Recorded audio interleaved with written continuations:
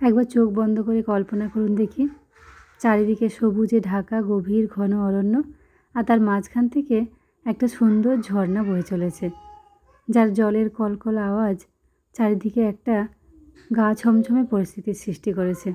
চলুন প্রকৃতির সেই অপূর্ব সুন্দর সৃষ্টিতে ডুব দিয়ে আছি আমরা সবাই। আমরা এখন চলেছি ডাঙ্গি কুসুম গ্রাম পেরিয়ে এসে হুদহুদির ঝর্ণা দেখতে। যাওয়ার পথে প্রথমেই পড়বে একটা সুন্দর ব্রিজ, যেটা ছোট ছোট পাথরের টুকরো দিয়ে গ্রামের মানুষজনেরাই বানিয়েছে।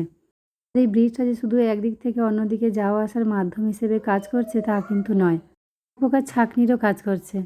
ওই পাশ থেকে জলধারের সাথে যে সমস্ত নোংরা যেগুলো বয়ে আসছে, সেগুলো এদিকে আটকা পড়ে এদিকে একদম সুন্দর ফ্রেশ জলটা বয়ে যাচ্ছে।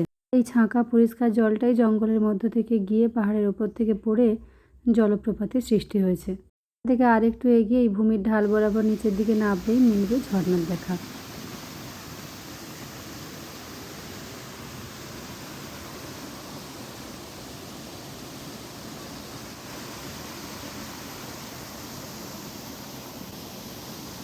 বর্ষাকাল বলেই কিন্তু এতটা জল, না হলে একটা স্বল্প শান্ত জলধারা আস্তে আস্তে পাহাড় বেয়ে নেমে এসে জঙ্গলের মাঝে হারিয়ে যায়। পাহাড়ের গাগুলো কিন্তু বেশ পিচ্ছিল, সাবধানে না নামলে পড়ে যাওয়ার সম্ভাবনাই বেশি। অন্য সময় এলে যেহেতু ঝর্ণায় বেশি জল থাকে না, তখন ঝর্ণার অনেকটা নিচ অবধি নামা যায়, তা একেবারেই সম্ভব না।